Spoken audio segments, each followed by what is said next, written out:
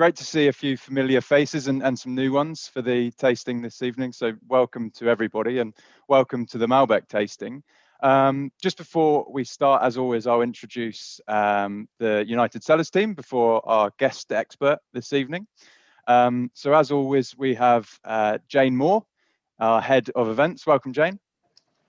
Evening, everyone. Thanks for joining us.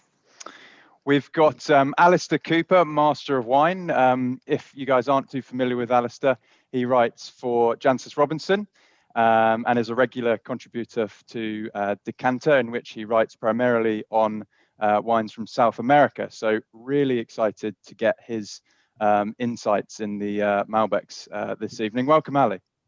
Hi, everyone. Nice to see everyone again. A nice little select group. Good to see familiar faces and some new ones. So look forward to 3 pretty cool wines that we've got to taste. And finally, myself, I'm one of the wine brokers here at United. Now, our guest this evening is MJ Van Vuren.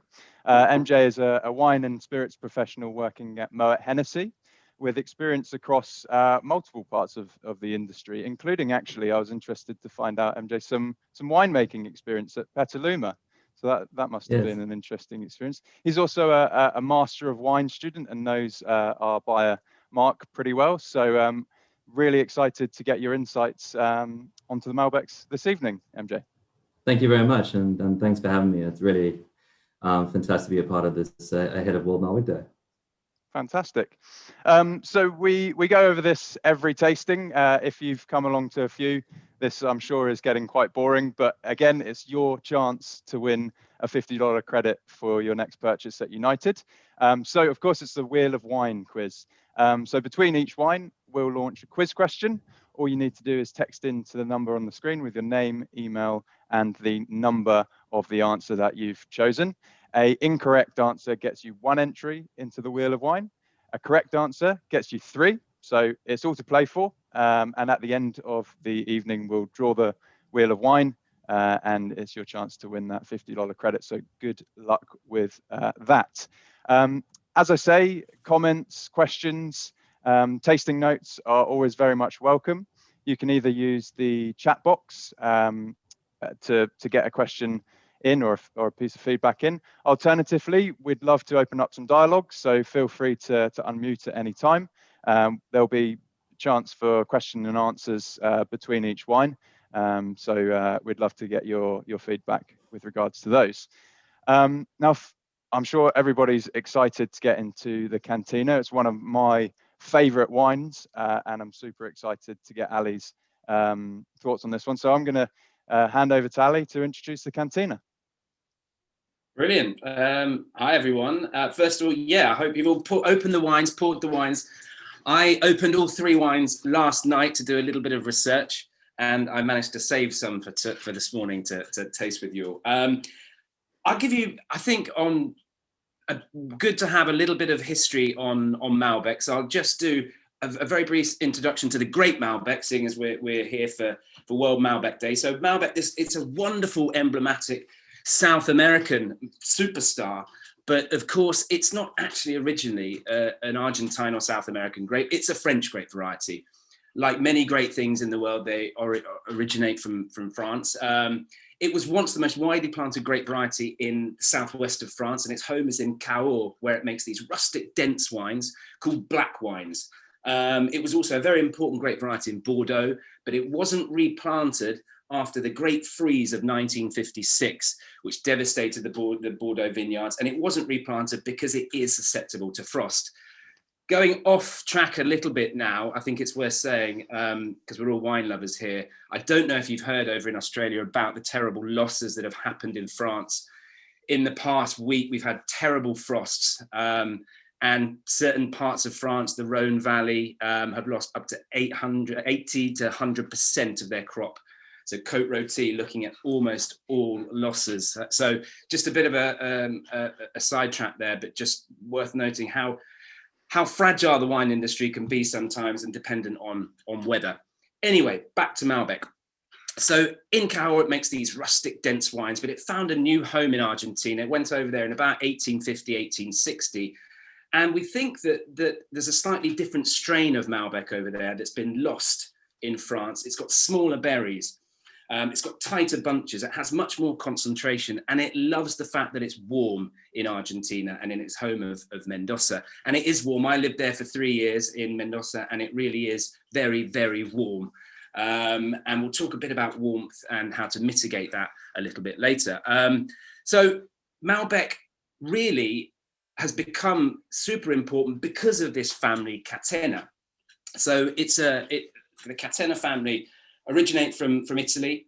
First arrived in 1898, Nicolas Catena, and it's his grandson, Nicolas Catena, that has done the most pioneering work. He saw what was happening in the United States in the 1980s, with the Americans really trying to challenge the French with their sort of monopoly on the fine wines of the world. And he went back to Argentina and said, you know what, I think we can do this with Malbec as well. He pioneered planting Malbec at altitude, and that's a really important part, which I'm sure through all these 3 wines that we'll talk about, and I'll talk about that a lot with the third wine. So this particular wine, I hope you've all poured it. I shall pour myself a little bit. This particular wine comes from 3 plots in Mendoza, and that's become a really important part of Malbec, blending from different altitudes. One of these parcels actually means a lot to me because I lived literally in this vineyard. It comes from a vineyard called Lunlunta, and I lived literally 10 meters away from this vineyard and used to walk every night through this vineyard. And my oldest daughter was born in Mendoza. So this is a wine that means a lot to me. And this Catena family mean a lot to me as well. So these 3 parcels, actually, I don't know if I want to, we've got a question now saying, are the vineyards 100% irrigated? Good question. Yes, they pretty much are. And we're very lucky in Mendoza that the vines are irrigated by the meltwater of the Andes. So sitting underneath the majestic Andes, they get a prolific amount of meltwater. So yes, the vines are nearly always irrigated, but naturally often. There to this wine. Have you got? Oh, you're gonna show us. Okay, is that the Catena Zapata? That's the winery. That's the winery. I can't give you the exact vineyards, but I can give you a perspective on Mendoza as a region. If you go in a little bit, Luke, I can show you exactly where the main vineyard comes from. If you go out a little bit less, a little bit out, because it's a bit northeast of the winery. A bit more out. Zoom out. Further? A little bit more. It was around there. Don't worry about it. Great viewing for everybody. Yeah, sorry. Up there on the right, you see above Terrazas de los Andes, which is the next wine. If you go right, you see a thing called Lunlunta, Baños Lunlunta. So that is where one of the vineyards come from. So the majority of this comes from there. And then 2 of the other sites exactly there. So right just in Mendoza. And then the other 2 sites are from higher up in the Uco Valley, which give freshness to this blend. Has everyone tried this wine? I'm hoping everyone has. Now this has really opened up since I tasted it last night. And I think what's really interesting with the 3 wines we've got tonight is we've got 3 quite different, they're similar in many ways, but 3 quite different expressions of Malbec. It's no surprise that Malbec has become kind of a firm favorite.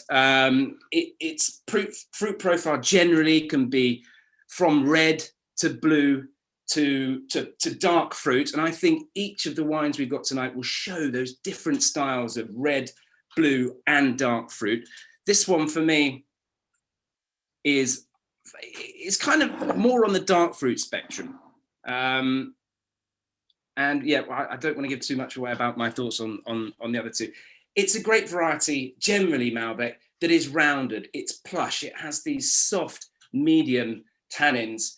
But the key as well is that it maintains its acidity, which is a really, really important part for Malbec, because it can have a propensity to higher alcohols, but it does also maintain its acidity really well. One of the key developments in Argentina is altitude, as I've said, and we'll talk about that. I'm sure MJ will have something to say about that, and I've got plenty to say with the last wine as well. But this is Catena's entry-level Malbec. I think it's about £13 over here. I think we sell it for about, what is it, 25, 30 odd dollars. Is that right, Luke? Yes, yeah. And Catena, so starting with this one, they have become, as I say, the pioneers of high altitude Malbec. Their top wines have recently been given 100 points. I'm about to taste, I've got 100 Malbec sitting in the corner of my room, which I'm writing an article for Jancis Robinson on. Some of the top end Malbecs are unbelievable. And that's been largely due to the work of Nicolas Catena and his pioneering of these high altitude vineyards. So let's have a taste.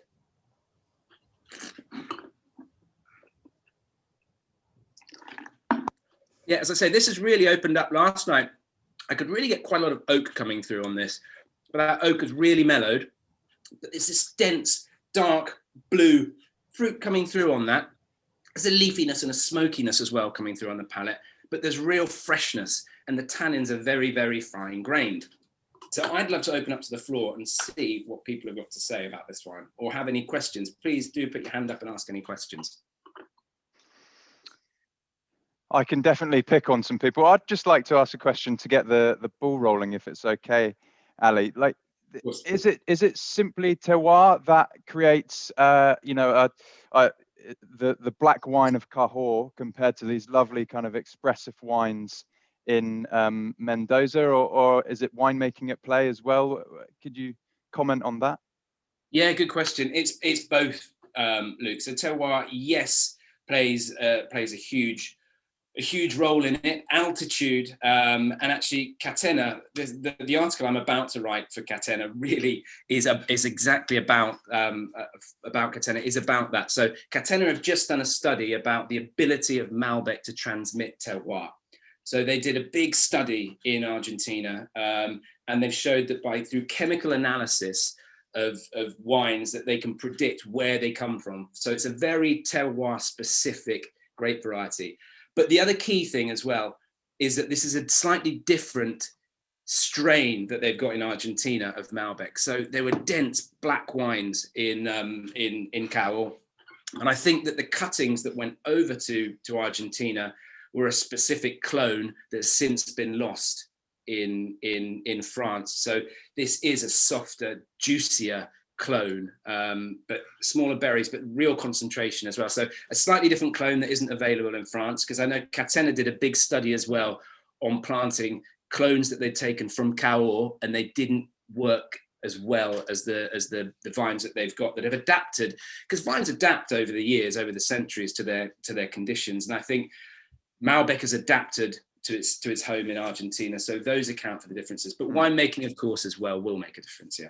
Yeah, and in preparation for the tasting this evening, I listened to an interview with Loire Cantina. I'm sure you probably know her.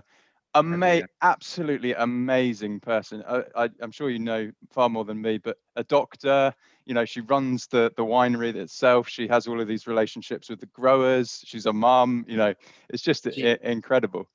She is a force of nature, Laura. I spoke to her because I'm writing this piece, so I spoke to her just very recently, and she's written a book. It's called Gold in the Vineyards. I've got it over there somewhere. It's a fabulous book if you want to. It's about 12 famous families of wine over the world. It's beautifully illustrated. Yeah, she speaks fluent French. I mean, absolutely fluent French, fluent English. Yeah, I think she's educated at Harvard. She's a doctor. And, you know, if I send her an email, she'll reply within half an hour with a you know, huge, you know, ridiculous answer. She is an absolute force of nature, and she's super important for pushing through the whole Catena family. It's hard to actually overemphasize how important the Catena family have been in pushing Argentina and to showing they can create premium, top, world-class wines in Argentina. Yeah. Michael Woodward has commented saying he had the pleasure to actually visit Catena 7 years ago. Really interested to get your insights, Michael. What was the experience like? I think going to Mendoza itself is an amazing experience. We were in Buenos Aires. We actually flew in from Santiago, and it's an amazing area. It is very hot. I think there's going to be problems when the snow on the Andes starts to disappear in terms of the water supply to the wineries, but I'm sure they've anticipated that. Each winery has got such beautiful architecture and tasting rooms, and I think it's Valentine, the one that has the big sort of round tasting room with the grand piano down the bottom. That's just so amazing. It's worth a visit when the borders open up again. But the wine itself, look, this is very young. I must admit I prefer the slightly higher level Malbecs, but I opened it only an hour ago when I thought, gee, this just tastes really young. But now, an hour later, it's hitting all the bases for me. Yeah, I totally agree with you, Mike. I think it's I opened it, as I say, I opened it last night for research purposes, and it has opened up nicely.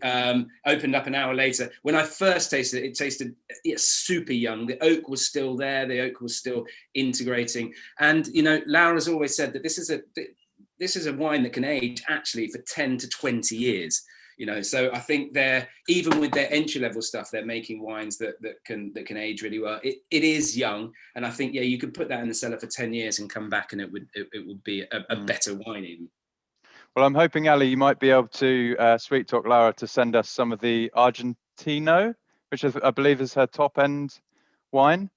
They've got lots. The Mundus Bacillus is their top Malbec, which I've got a little bit off to taste here, but it's probably my favorite ever wine label. If I'll put a link in the chat box for everybody to have a look at it. It's a stunning label. I shouldn't say this, but buy it purely for the label. That's very superficial of me. But anyway, MJ, I'm interested to get your insights. Have you had much experience with Catena?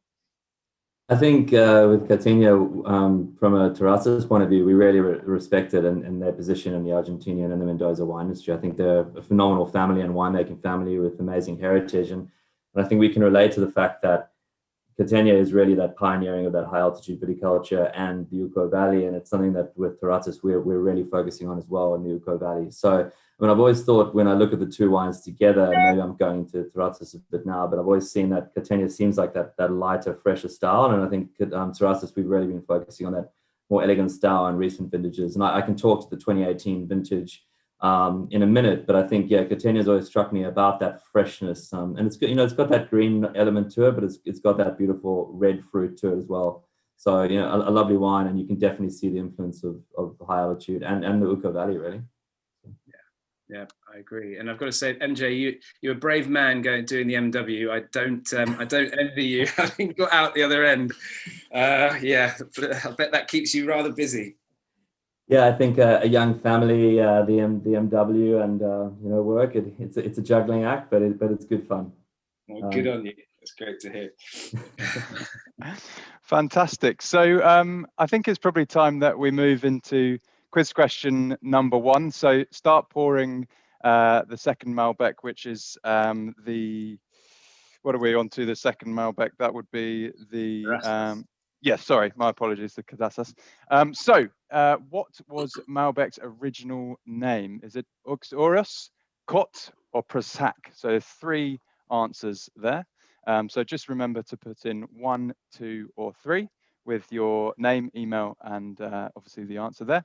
And we'll be drawing the quiz at the end of the evening. So I was just trying to find the image of the label that I just mentioned and put into the chat box.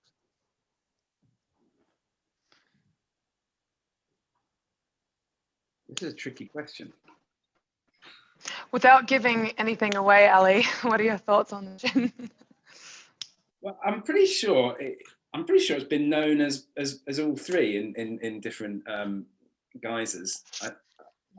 But what was the original? I've got an idea, but I'm not going to say. Okay. Yeah, we'll wait till everyone gets their answers. Wait, and you can and ask me, before you reveal. We'll ask you before we reveal, just to see if we can catch you out there. I'm just kidding. It was a tricky. Out to me. I'm right. It was a tricky, typical Mark wine nerdy question. For old time's sake. He's actually away for a couple of weeks, so today he added those questions in for us just to leave that there. Okay, that's very typically Mark. How are we All looking? right.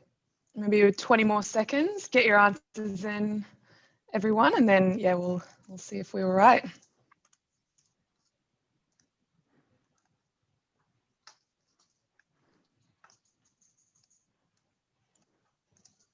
Has everyone got their answers in? I don't have a lot in, so if you want to get it in now, you've got a chance.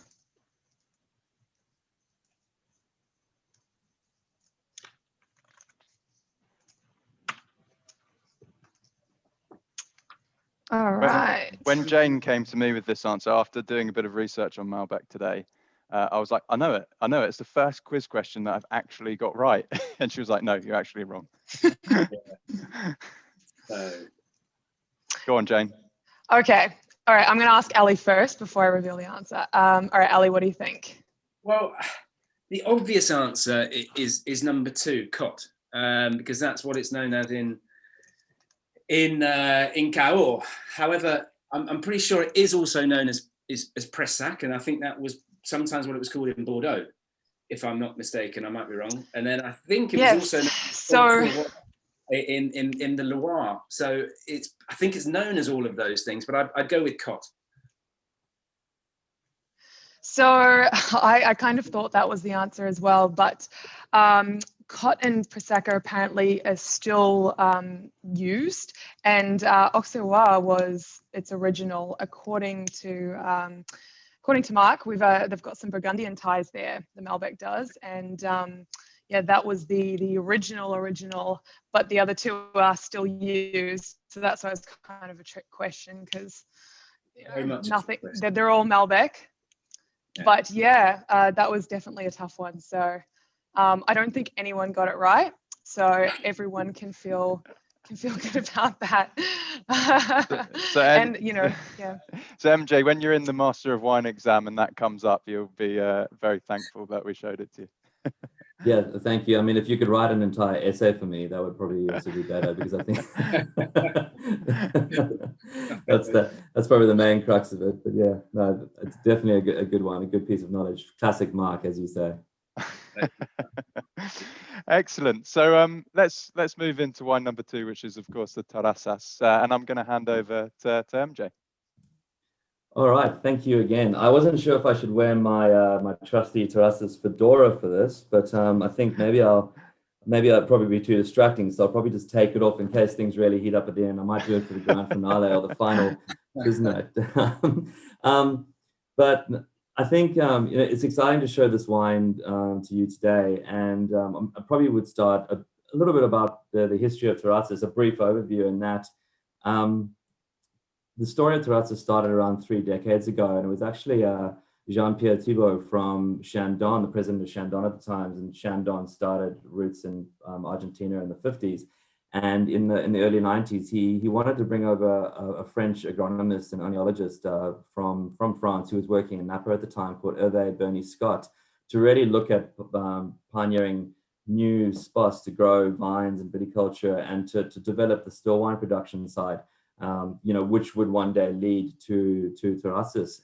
And fast tracking to the 2018 vintage, and I'll come back to the history in a second, but I mean, I think that the 28 vintage is looking fantastic to me, and it's still, I think it's a wine that could age for a minimum of 10 years, in my opinion.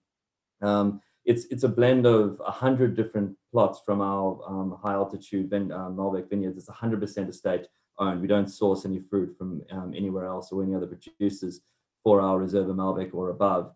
And I think the 2018 vintage is definitely one that would be memorable for quality. It was a fantastic vintage, and the conditions were just right, from mild to warm to lovely conditions for picking, and the fruit was excellent quality. And I think because the grapes achieved optimal ripeness, it really allowed the picking to take place slightly earlier, because the fruit was ripe enough. So that really retained some beautiful acidity, especially shown in the fruit from the Uco Valley. So you're looking at a wine that's got this lovely fruit, but it's also got some lovely freshness in terms of acidity. And I think there's a mix of dark cherries and red and black fruits here, but it's also got a lovely underlying savory structure and earthiness to it as well. Yeah, I mean, interesting to see, first thoughts, what anyone else thinks. Or Ali, what are your thoughts? I've, I tasted these 3 wines last night, and without wanting to pick favorites, I did pick a favorite actually, and it was this wine.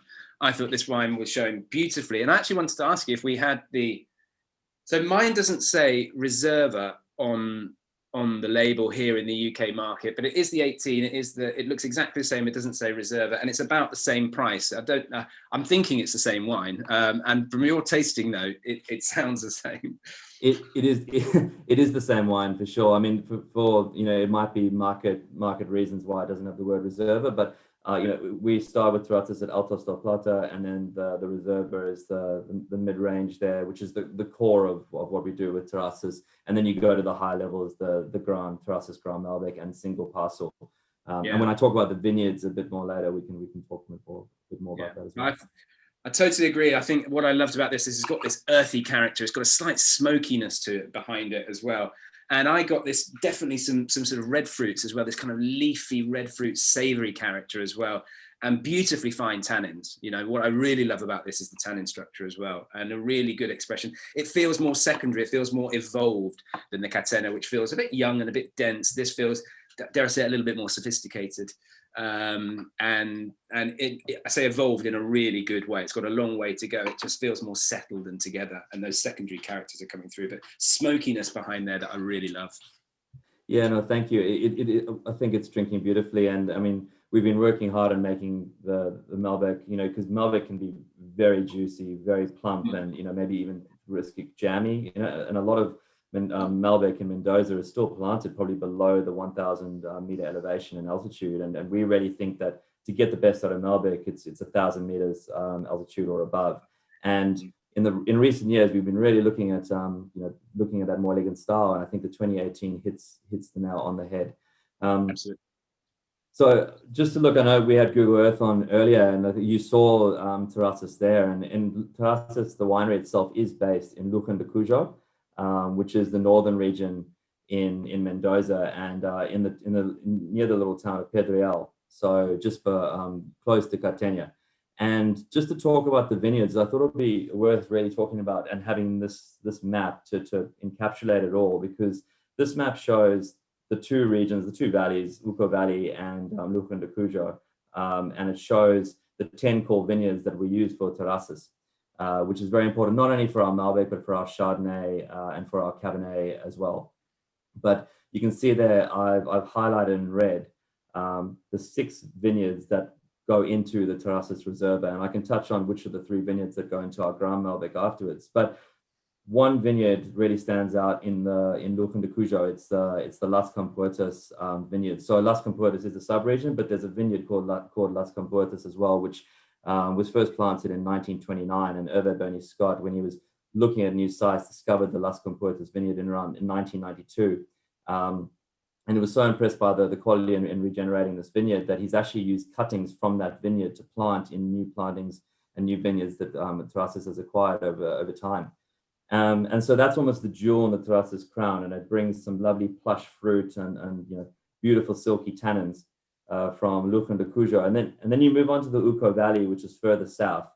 And we've got a selection of vineyards that we've acquired over time in different subregions. And I'll go from left to right. So in the San Carlos department, Eugenio Bastos, there's a vineyard called Aoyama, which is in the Uco Valley, which gives that lovely mineral freshness as well. And together with, in the next compartment in Paria Altamira, you'll see 2 vineyards that we have there for Terrazas Reserva. So number 1 being Las Castañas, which we're astounded with the quality of that vineyard. We've actually made a single parcel wine out of that. So that is a core component of the Reserva as well.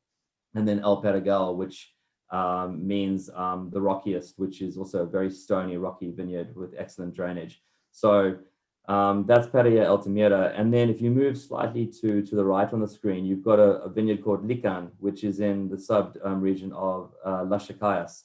And some great wineries there as well. And Lican is also known for its exceptional quality. And we make a single parcel wine from Lican as well. So you can see that there's definitely the whole art of blending and the selection of vineyards that go into putting not only to the Grand Malbec or the single parcels, but the Reserva itself. And then finally, in the middle, you've got Guattari, which is the one in the center of the screen. If you just go back there, Luke, you've got Guattari, which is a new vineyard we planted in 2008, and it started bearing fruit more recently, and it's Finca El Espinillo, and that is 1,650 meters elevation. So you can see all of them are above 1,000 meters, and they go to over 1,600 meters. So you can see where the freshness and the vibrancy of the wine really comes from those 6 core vineyards. And then if we wanted to go on to just the concept of terrazas, it's really that, we thought that there's optimal areas of elevation, terraces of elevation, which are suited to the variety. So you can get Cabernet Sauvignon, which is probably optimal at about 800 and 900 meters elevation. You look at Malbec, which we think is better over 1,000, 1,100 and above. Chardonnay probably about 1,200 above, and then Torrontés, just for reference, we grow it in Salta, which is where the heartland of Torrontés, the native variety is, and that's about 1,800 meters. So the point of this is that there's different terraces that are optimal ripeness for varieties that we've found in mainly Mendoza, but also in Argentina, because it's more altitude versus latitude that really plays a part in the climate here. And hence the name Terrazas de los Andes is effectively the terraces of altitude, terraces of the Andes. And that's where the name Terrazas de los Andes comes from.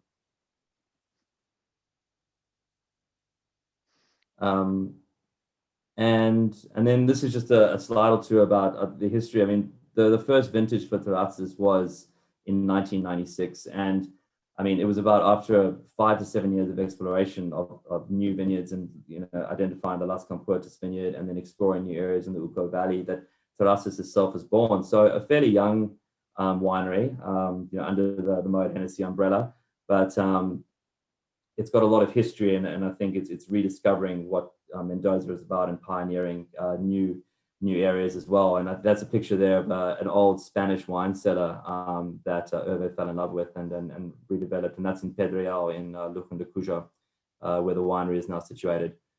And then I thought I'd touch on a bit about the drive for sustainability. So currently 30% of our vineyards are certified organic, and we're 100% sustainable, and we're really working towards that sustainability piece. And also with irrigation, I think we hope by 2022, 100% of our vineyards will be drip irrigated. And I know that's harder to do in some vineyards and more classic vineyards than others, but it's really about sustainability as a core of what we're doing as well. So I see there's some, sorry? I was just really interested to see, as we kind of saw on the images that went through, and then obviously the Google Earth there, presumably being at such high altitude, there must be a high UV factor. Does that play into how the winemakers, crop, or is the Malbec being quite a thin-skinned grape? Do they occasionally, is there a chance of sunburn or anything like that on the grape itself?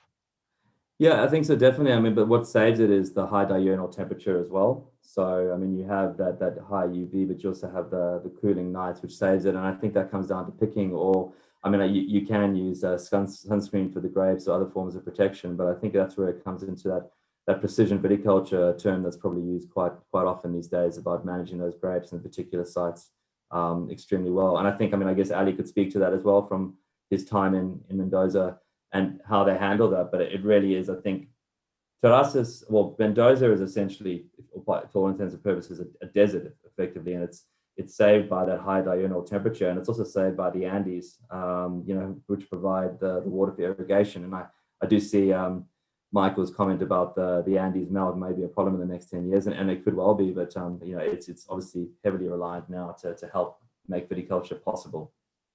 Yeah, I think I'll touch on your question actually with the third wine. I'll talk a little bit about UV and elevation and altitude if you want, Luke, when we get to the third wine. But just while we're on irrigation, yeah, it is a problem. Michael, you're absolutely right. Same problem on the other side of the Andes in Chile. They were very lucky this year in Chile. They've had huge, I don't know if it's the same on the other side of the Andes, MJ might know, but there was a lot of rain recently in Chile, or over the winter in Chile, which has been huge, which has been vital in replenishing water, both in the soil and in reservoirs as well. But yeah, it's a real problem. And I think, I'm talking about what Terraces are doing, and MJ was saying with drip irrigation, it's a responsible way to go about these to make it more sustainable. But yeah, it's a problem in many parts of the world. You know all about it in Australia as well with the problems with drought. So yeah, even with the Andes and the meltwater that you think is going to sort of be there forever, it's a problem. So yeah, sustainability and doing what you can to limit water usage in these areas. Same in California, is fundamental. I'm really interested in getting our guests' thoughts for wine number 2. Peter, Giorgio, we haven't heard from you this evening. What are your thoughts on the Terraces? Hi, everyone. Big difference with the first one. And I'm just amazed how it's opened up for an 18. What I get the fruits, and I get the dark and the red fruits. But it just has this persistency in your mouth, this lovely silky sort of effect on you, which I'm absolutely surprised with an 18. I mean, I've had it open, and I didn't decant it, but I'm using my little 1 hour aerator to give it a bit of a boost. Just a magnificent wine. And it justifies a little trick that whenever I'm in a restaurant and it's got a sort of sometimes a small wine list, a bit quirky, where I don't recognize a single wine, I'll often pick a Malbec, and I'm pretty sure that most of the people on the table will like it. And that's how it often turns out. I mean, these 3 wines are a perfect example. I've had the Salentine before, and 2 weeks ago we opened a 2015. It was very popular on the table, but the silkiness of this one is the amazing thing for an 18. I mean, I'd love to see what this thing is going to be like in 10 years' time. It's fantastic. Yeah. Thank you for the kind words, Peter. Yeah, I think it's just it comes to that lovely quality of the fruit in 18, that perfect balance of the fruit ripeness and those lovely tannins and that freshness of acidity. I must say that we're also trying to look at a wine that is approachable, young, and I mean, there's no new oak in this wine as well. The barrels vary from first fill predominantly to fourth fill. So we're looking at approachability and just let the fruit do the talking.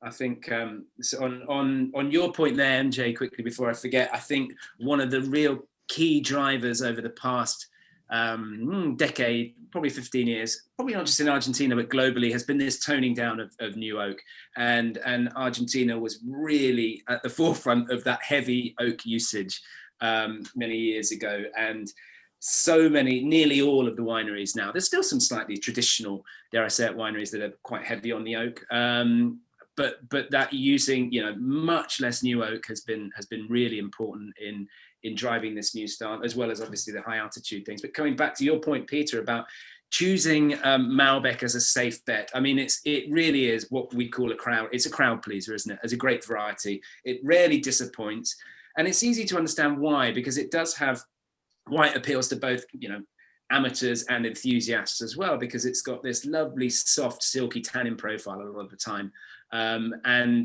and juicy fruits, but really at the top end, and this is actually what I wanted.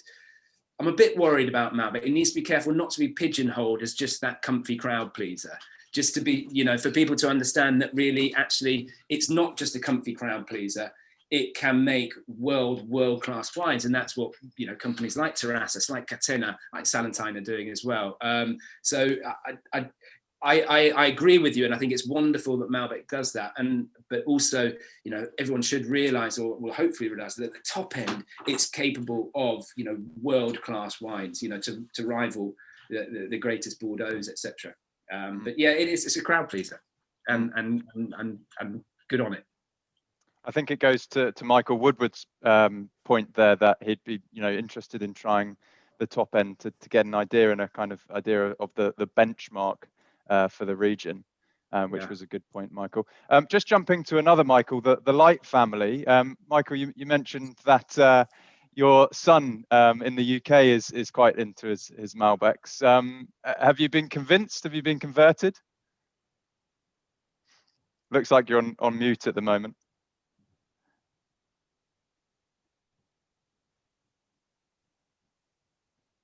I'm sorry to have to make you get up on your. Looks like a nice spread as well, actually. There we go. Oh no. There we go. Can you hear me? Yes. Now, Ben's more eloquent about wine than I am, but he's in London at present and working this morning, so it wasn't a good time for him. But he's loved Malbec for about 10 years and introduced us to it a few years ago. So I'm not very articulate about it, but I love the first wine tonight. The Catena. It's fantastic. Yeah. Brilliant. Interestingly enough, he hopes to get to Cahors when he can. So we can chat to him about it. Some Aussie friends in Sydney have a home in Cahors that they haven't been able to visit for 15 months, and Ben is hoping to get over there shortly. Well, he'll enjoy that. And actually, there's been talking about Cahors. There has been a movement in Cahors to making, thanks to the success of Malbec in Argentina, there are producers there that are making a slightly softer, more approachable style of Malbec now. But on your point, it's amazing how Malbec is a brand over here in the UK. It's exploded, considering it was really only pioneered beginning of the 90s. Really, that sort of premium Malbec was pushed onto the world. We're talking we're talking 30 years, and it's become synonymous with steak. It's become, it is a brand. You go into a pub in the UK, it's like we've got a Merlot, a Malbec, or a Pinot, and it really is. It's super important. Much like New Zealand Sauvignon Blanc, the white counterpart here in the UK is Malbec. So we have huge, it's a big grape variety over here. Irrespective of the label. Irrespective of the label, absolutely. It's brand Malbec, and again, I think that's wonderful, but it almost goes back to my point of just as long as it doesn't become pigeonholed into being this sort of simple crowd-pleasing wine. Hopefully it's a stepping stone for people to try these top wines rather than be restricted to this sort of image of it being comfy and cozy and simple, because it's not. It's capable of great things. Well, we've enjoyed the conversation. Thank you. I was just going to say to that point, I think there's an opportunity in Australia. I don't think it's quite as always it's a bit behind the UK in terms of trends or wines, but I think there's an opportunity for Malbec in Australia to really shine and to grow. I mean, it is behind the US. I'm looking at some stats.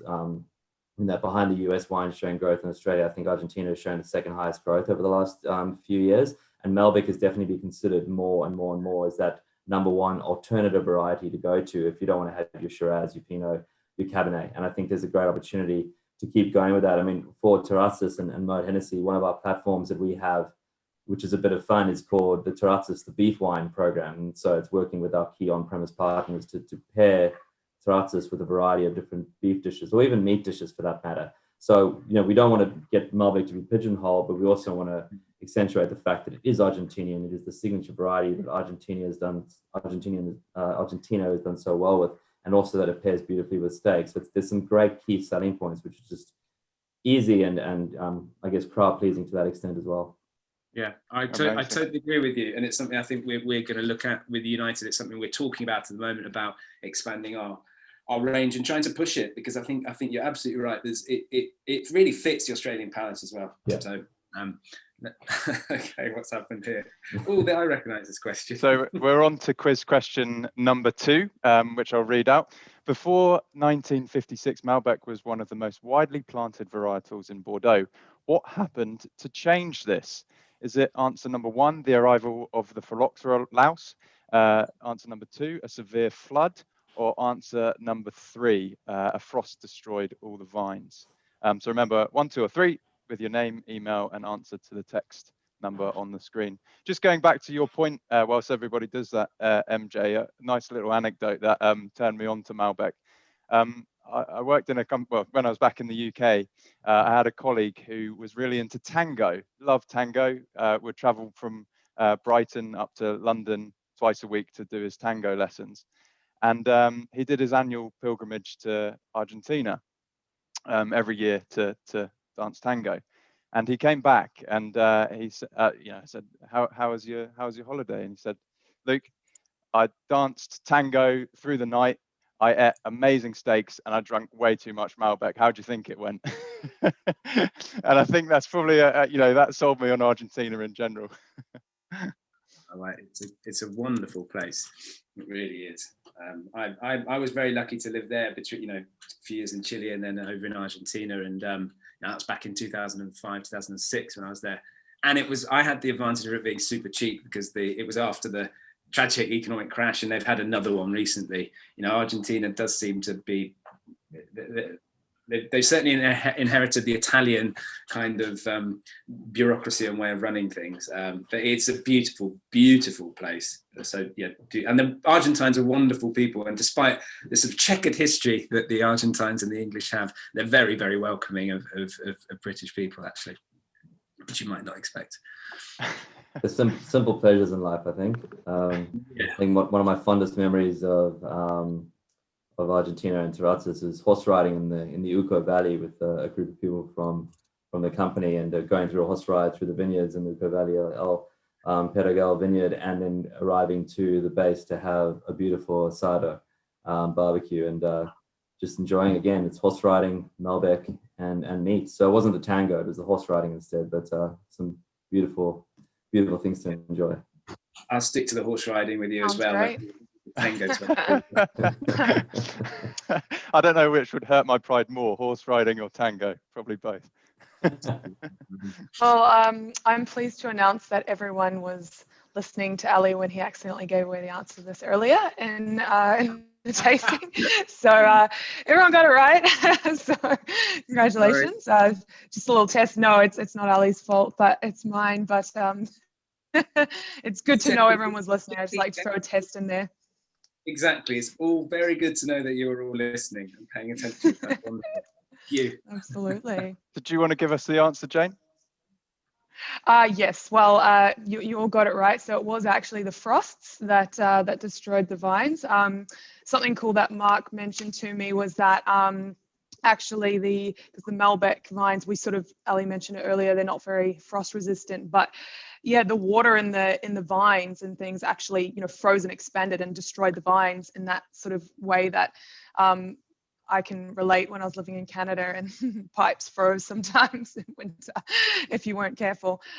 So yeah, that was really interesting, but that's why they didn't replant, because things like Cabernet are much more resistant to it. So yeah, amazing. So well done to everybody who got that right. Now I know our time is moving swiftly.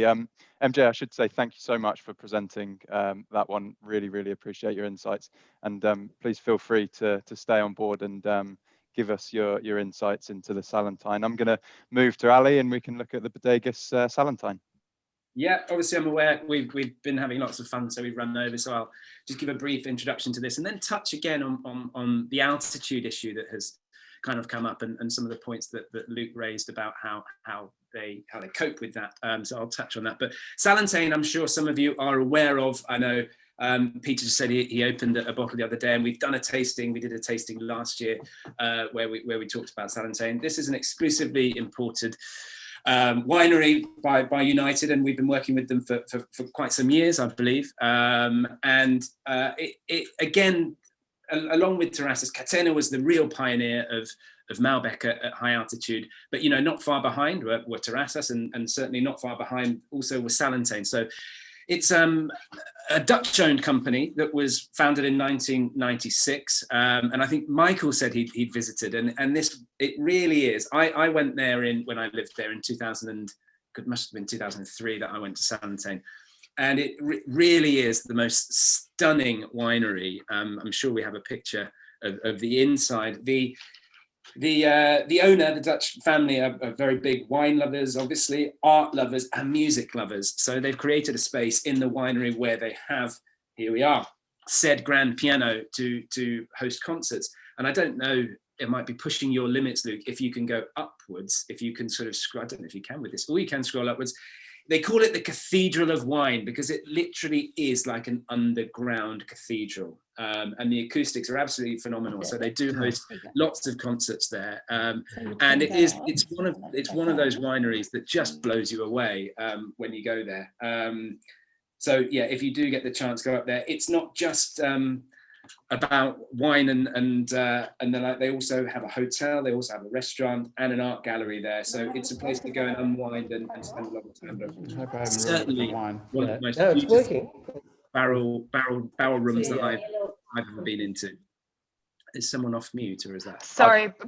Yeah, I think it was Brad's team. Yeah. That's okay. Carry on, Ali. So, as I say, founded in 1996, up high in the Uco Valley. I think their main vineyards are 1,100-1,200 meters above sea level, but they have 800 hectares planted in their plot of 2,000 hectares. So high elevation, stony alluvial soils. The winemaker is Jose Galante, who's a bit of a superstar in. Ooh, is that? Was someone asking something or no? So Brad, team Brad, did you guys have a question? You are been unmuting a couple of times.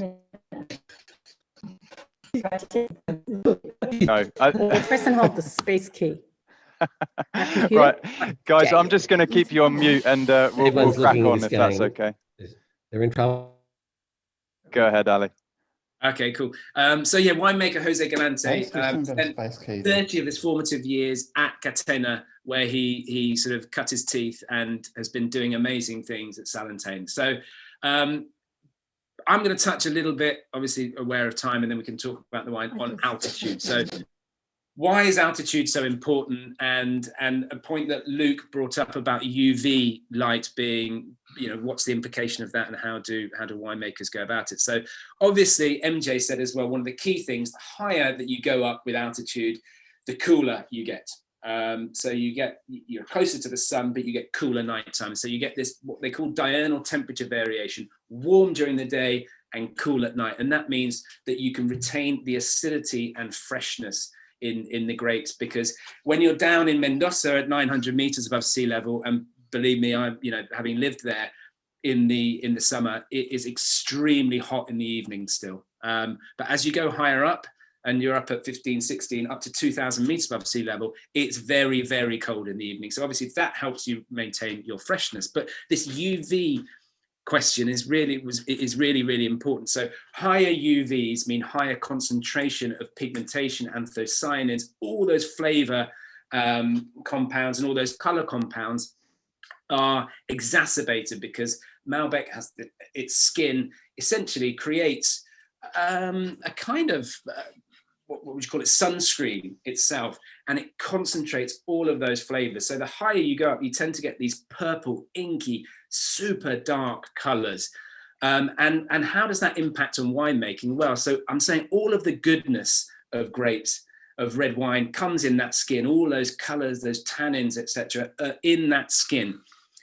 So, but what it also means, all of the good is in the skin, but any bad that gets into that skin, any form of rot or any overt sunburn, then that is going to be shown in the wine as well, because you're all of that goodness, a little bit of badness is going to undo all of your work. So winemakers do need to be really careful, or viticulturists need to be really careful in the vineyard to avoid a sunburn because of that sort of accumulation of pigmentation. So that's been really, really important. And as I say, it also slows your ripening process. Because of the cool nights, you're going to get a slower, longer ripening process, which essentially means you're going to get more complex reactions within the chemicals. So you're going to get slower, more complex, more vivid expressions of wine. I always think the higher you go up in altitude in Argentina, it's almost like watching an ultra high definition television, but ramped up to another level each time you go higher, and you ended up with these just really extremely pure, vivid flavors. So that's just a little bit about that. And also as well, altitude is not just important for what it does to the wine, but also as a mitigation tool for climate change as well. I think it does get cooler, so it's going to increasingly globally, we're seeing it in Chile, you're going to see people planting up higher elevations. So to this wine, I'm sure you've all poured it. Again, for research purposes, I cracked this last night. I had to stop my partner from going through the bottle because she enjoyed it so much. This was her favourite last night, actually, when we opened them. But okay, let's have a taste today. For me, the first wine, the Catena wine, I got sort of dark fruits. I got this plummy dark fruit character. I got a little bit of that on the Terrazzas, but I also got this leafy, lovely red character. This for me is more of what I'd say a not typical, but yeah, dare I say a typical Argentine Malbec. For me, it's got this blue character, this blueberry fruit, and also a slightly compotty vanilla character. So you've got the oak here. The oak's a little bit more prominent here than certainly the Terrazzas, but it's really, really well integrated. I think it's had 12 months in oak, but it won't all be first use oak. As I say, they've been dialing that down in Argentina. Salentine maybe used to in the past be a little bit guilty of using a lot of oak, but they have toned that down considerably over the past few years. But I think we've got three wines here that really do show the similarities that Malbec can have, but also show the really subtle nuances at this price point that they can have. They're not all the same. As you say, the fruit spectrum can really change from red to blue to dark, but you always have these silky, soft tannins, and this certainly has that as well. And it does go well with, it can soak up oak, it can take oak, and it can express oak in a really great way. And obviously we're looking just here at single variety Malbecs. It's a wonderful partner for Cabernet Sauvignon as well. Argentina isn't just Malbec.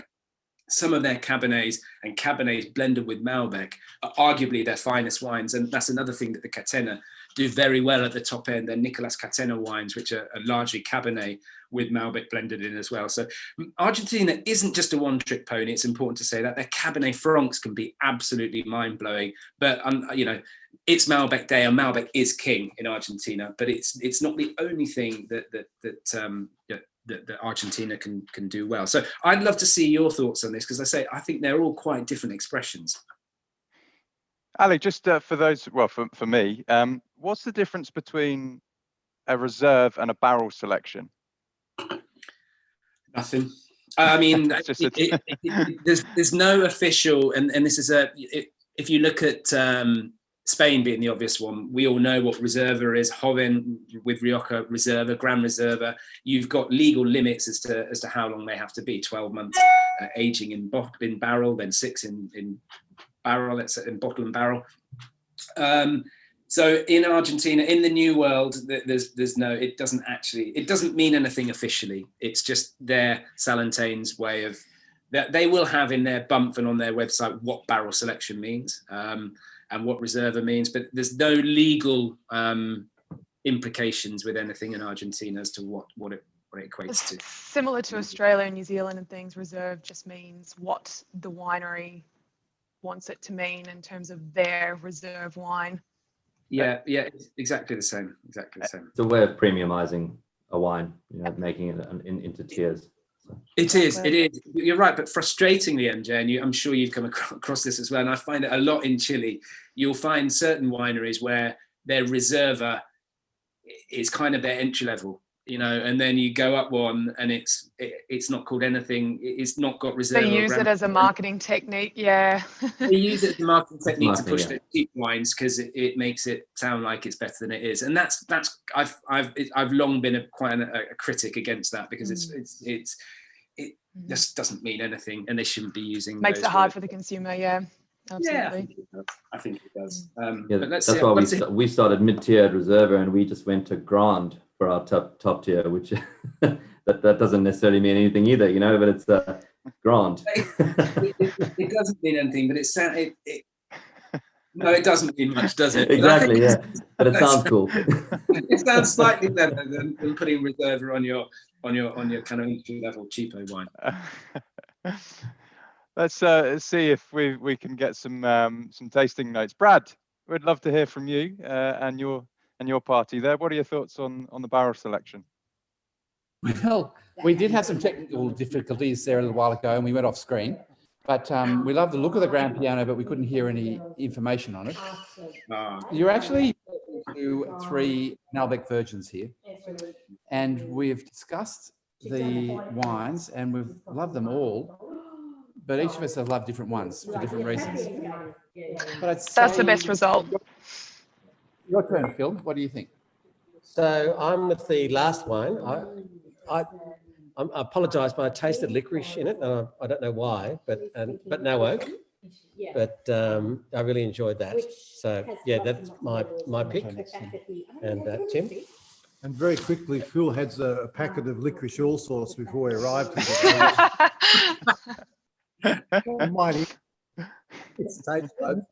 Well, I'm number 2. I think it's the most beautiful, smooth, delightful, fruity wine that I've tasted in a long time, and I have not tasted Malbec more than once before. So I'm really impressed by these varieties. They're just delightful. Great. That's really good. That is good to hear. And I think also the thing that and I like the licorice. I'm with you on the licorice. I think the licorice is a lovely touch. And actually, licorice and red wine. So this is one thing my dad's been saying to me for many years. He's a big licorice fan, so he often has licorice at home. He's a big advocate for licorice and red wine going together. He sits there and drinks his glass and chomps down some licorice. So they do actually go quite well together. But I think it's really nice to see people seeing the sort of subtle nuances in these wines. And these are not expensive wines as far as I'm concerned. You know, these aren't super expensive wines. I think they're coming in at really, really good price points. And each one has its own attribute. And I really like that when the result is that people like different wines for different reasons. And it is hard to pick. Actually, this Salentine today is tasting better than it did last. They're all better today, but the Salentine's looking, you know, very, very smart with its licorice sort of tinge. I think a commonality with them all, just kind of from monitoring the comments box there, is that they seem to have opened up, even if you've opened them, you know, half an hour previous to pouring them, opened up in the glass quite nicely. Certainly for me, trying that barrel selection before we kicked off this evening to now, you know, it's just so much more expressive. So, yeah. I think thinking about Malbec in Australia, it's increasingly people are planting it a little bit more. There's a winery called Merite. I don't know if it's Merite or Merite over in the Limestone Coast. Yeah, and they've sent me some Malbec. So they imported clones directly from Argentina because they were big fans of the Argentine style of Malbec, and they've planted them there. I tasted them; they're very, very good. They've got a slightly eucalypt character, and they do taste of their place as well, which is kind of what you'd hope. But I think Malbec as well is a bit of a no-brainer for the Australian market. So as Em said, I really think it's got a place there to expand. I mean, for me, and I'm sure MJ is much better at kind of answering this one, but obviously the number one that comes to mind in terms of a Malbec blend would be Wendouree, and up in the Clare Valley, Jim Barry do a good one as well. Bleasdale, I think, were the first estate to plant in Langhorne Creek. I don't know, any other examples, MJ, you'd think of?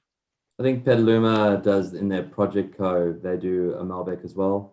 So, I mean, there's a few scattered around, but I mean, when I was looking at a bit of analysis, a local analysis with Malbec and you know, looking at Argentinian Malbec versus Australian Malbec in the last couple of months, and it was quite hard to find any Australian Malbec that had any presence. And I think we've just named the 4 that came out when I was looking into it as well. So, yeah, it's got a lot of potential, and I think, as Ali said, it really suits the climate and it suits the palate of Australia. So it could be a variety for the future, undoubtedly. Yeah, I hope so. I really do hope so. And as I say, it's something that we're going to look at. We're talking about, you know, at United of increasing our portfolio of Argentine wineries. As I say, it's not just Malbec; they do other things, you know, fantastically well as well. So being a South American freak, I'd really like to see more of it in Australia as well. Excellent. So as you can see, we've got the Wheel of Wine draw, so I'll quickly give that a spin. Good luck to everybody. I'm trying to look there. Jane, was there anyone who got 2 out of 2 there? I can definitely see people's names 4 times. No, the first one, as I said before, was a bit of a trick, and no one really got it right, and then everyone got the second one right. So, well done, and good luck. Here we go. Big reveal. At least me giving the answer away for the second one helped everyone a little bit. Unintentionally. Peter! Hey! Well done. Well done, Pete. Can we have a toast? You United Cellars people have got to get your act together and get some of these 100-point Argentinian wines into Australia. That's what we want. Yeah, that's definitely the way. That's definitely. all right, how many dozen do you want, Peter? We'll get right on that for you.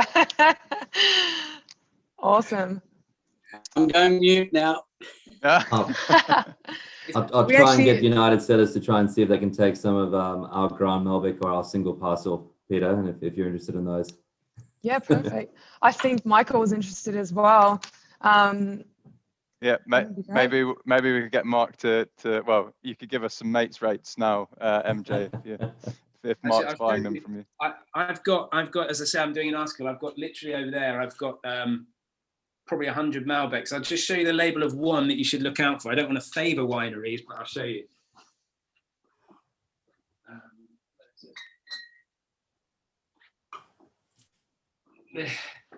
I think it's pretty difficult to find anywhere, but the winery is called Perse, Perse. And they have a wine called Jubileus, which is this one. And their top wine is called Lacraie, L-A, and then C-R-A-I-E. Absolutely stunning wines. I mean, I think they're Lacraie, I think they're about 150, 180 pounds a bottle. So they're top end, but super wines. And yeah, they're just one example that I love of the top end. But there's, yeah, Pete, when I can get to Australia, I'm going to bring some goodies, and we'll get together and share some of these wines. So hopefully, if Australia opens the doors, I'll come over and we'll all get together, and I'd love to share these wines with you guys. Well, my parents have booked to come over in February, so I'll give you their details, and I think you can take 2 bottles per person without having to declare them. So that's 3. Don't worry. That's 3. Okay. What, you want me to give my wines to them so they take them to you? Okay, yeah. Yes. Okay, well, I can do that as well. I can do that, the delivery for you guys. Excellent. So I should say, if anybody was interested in revisiting some of these, we've got just a little bit of stock left of all 3. So you can either use the QR code there to scan, and it will take you direct to our website. Alternatively, we'll send a text message out tomorrow morning, and you can just fire back a reply with what you'd like and the quantity.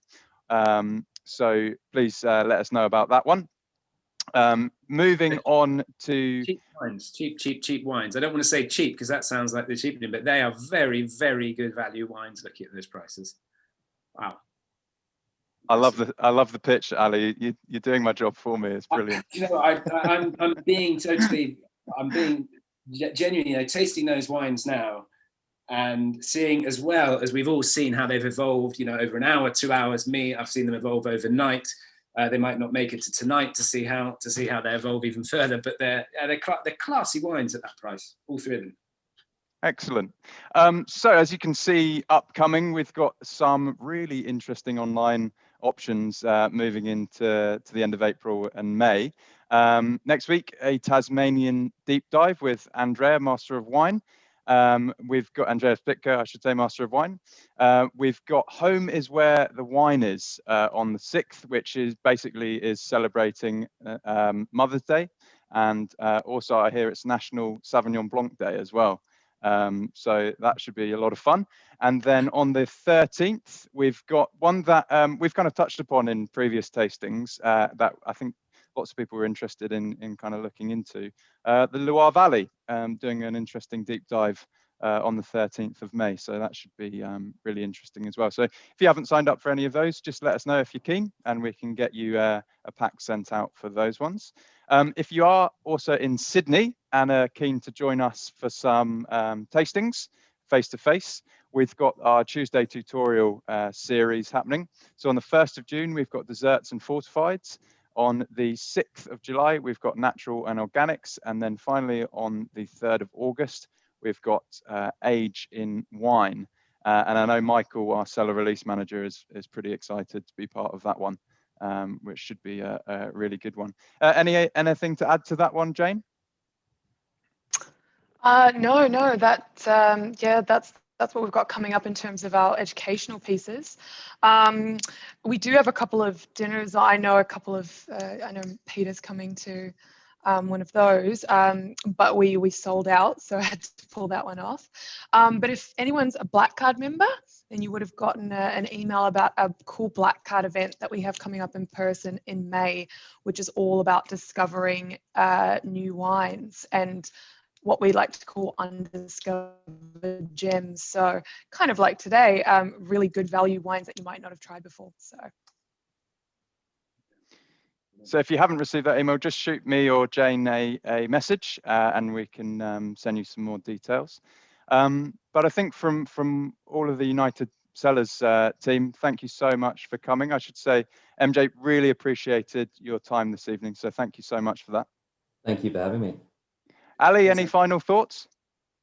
No, I guess to wrap up, I think we've all seen, and it's great that everyone agrees that, you know, Malbec can produce some great wines at great prices, but let's not forget the expensive ones as well, and hopefully that we can, or the ones that really express their terroir even more. And it's great to see Malbec, you know, getting a name, and it's wonderful actually. These World Days, I often sort of look at them with a little bit of, oh blimey, it's another wine grape day. But actually, this has brought us together today, and hopefully on Saturday, which is actual World Malbec Day, you can open a bottle of another Malbec and enjoy them. But no, it's a great variety, and a place that's very close to my heart. And having lived there, as I say, having seen the progress through the years, in only 15 years since having lived there, it really is changing at a dramatic pace, and the quality of wines coming out of there is quite remarkable. So yeah, some of the top wines next time, I think, as everyone's requesting, we can try and do that, and I'm sure MJ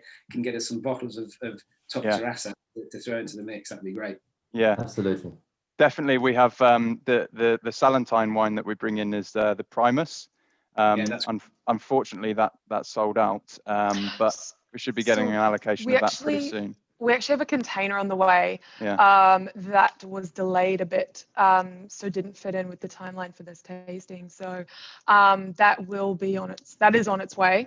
We'll have that in soon, hopefully. So we'll let you all know. Yeah, what we'll do is MJ, we can talk moving forward, and then we'll send out an email with some options with regards to having a look at some top tier stuff. Absolutely, happy to discuss further, and if there's an opportunity to taste some of them, if you guys would like, or some of your customers would like to, happy to do so. So yeah, let me know. Fantastic, beautiful. Well, Jane and I are going to stick around to finish off our glasses. So if you guys want to unmute and have a quick chat, we'd love to talk. But I know everyone's cracking on with their evenings. So great to see everybody, and hope to see you soon.